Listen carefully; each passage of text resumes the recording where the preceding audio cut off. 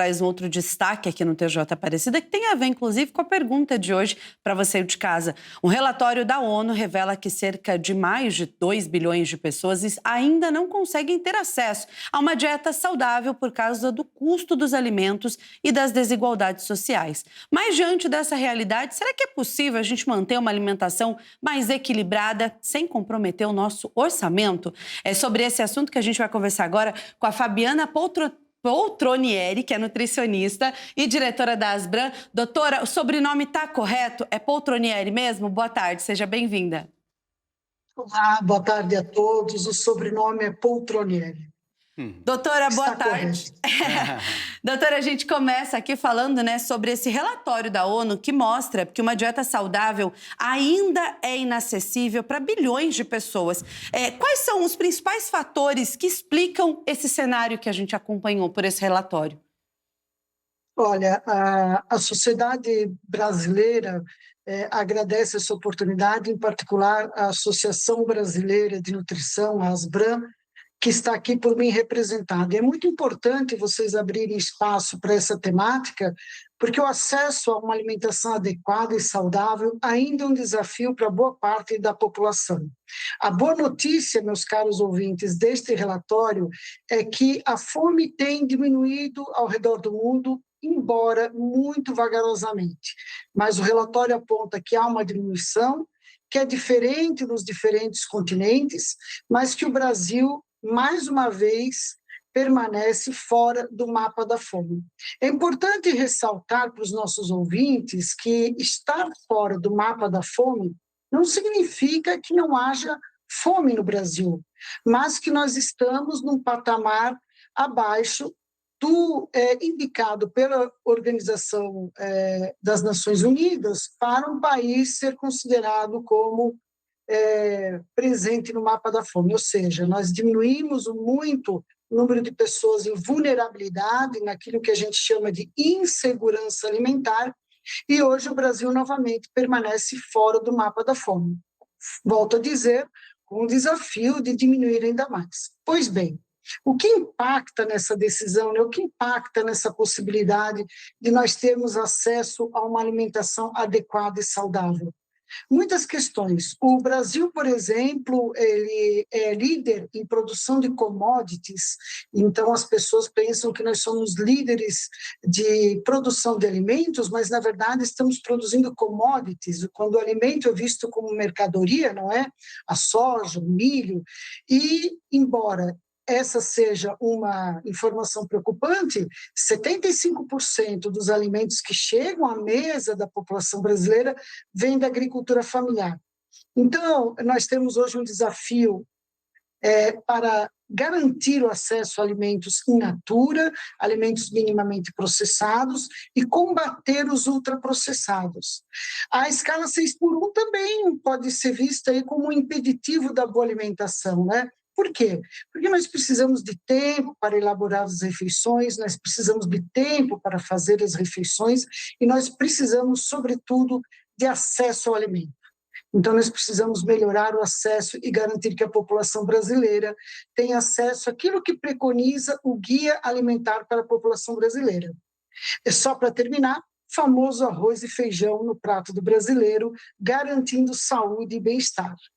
Que é bom, né? Ter o arroz, o feijão, aquela carne, um ovo frito, que hoje em dia é muito consumido o ovo também como proteína. Fabiana, boa tarde para você, bem-vinda aqui ao TJ Aparecida.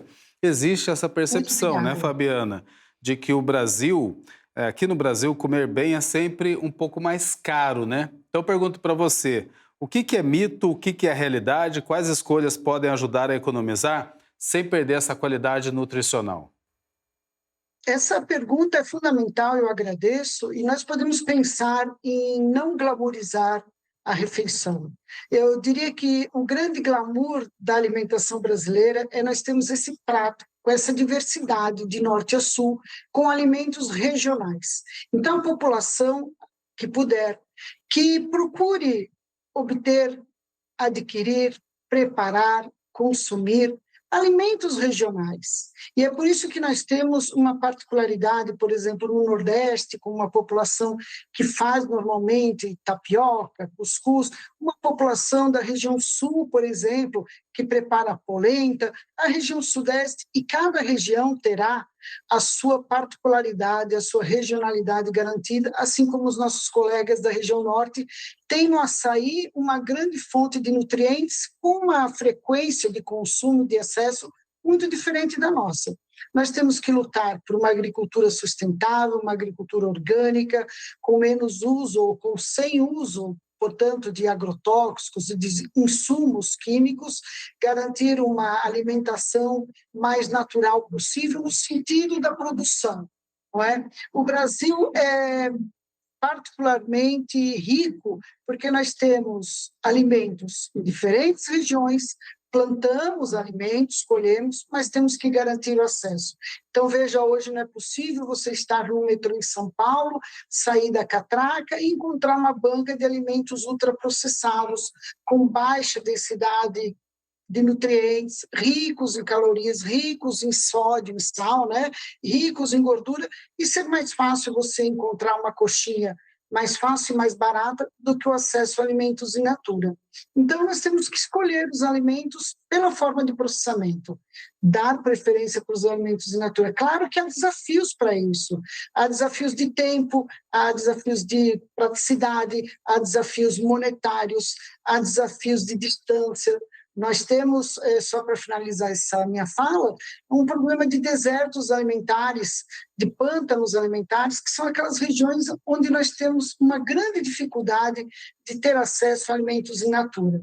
Então, é muito importante que nós entendamos que o chique é ser feliz e se alimentar com os alimentos regionais, o bom prato de arroz, de feijão, com as suas fontes vegetais, com uma fonte de proteínas de origem animal, que é o hábito no Brasil, e que pode ser um frango, um peixe, uma carne, os ovos, como você muito bem disse. O importante é ter um governo que tenha políticas públicas para garantir o acesso ao alimento, não é? Então, nós temos programas importantes no Brasil, o próprio Bolsa Família impacta na qualidade da refeição das pessoas, ou melhor, impacta no fato de elas conseguirem se alimentar. O PAT, o Programa de Alimentação do Trabalhador, PNAE, que é o Programa Nacional de Alimentação Escolar. Então, são programas de âmbito federal que visam garantir a qualidade de vida das pessoas por meio de uma alimentação adequada, porque nós temos que sair dessa bolha que nós estamos, né? A bolha da classe média alta, que tem acesso ao alimento com uma facilidade e com uma característica diferente. Mas a população brasileira precisa dessa atenção, né?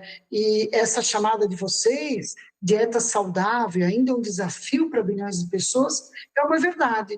E como é que a gente combate esse desafio? Como é que nós combatemos enquanto sociedade, né? Tendo uma matéria de qualidade como o jornalismo de vocês aí está dando essa oportunidade, tendo associações técnico-científicas como a Asbram lutando para que nós tenhamos informação de qualidade, tendo universidades públicas e gratuitas produzindo ciência.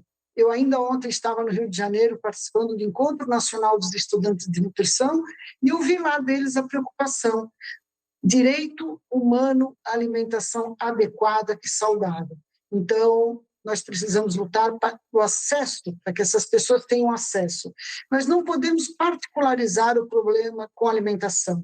Quando o indivíduo passa fome, quando o indivíduo está numa situação de vulnerabilidade, de insegurança alimentar, há de se sacar, há de se ter políticas públicas, democráticas, instituídas, porque não é uma responsabilidade do indivíduo, é uma responsabilidade do Estado, não é? Nós somos organizados da maneira como estamos para que o Estado garanta saúde, alimentação, transporte, segurança.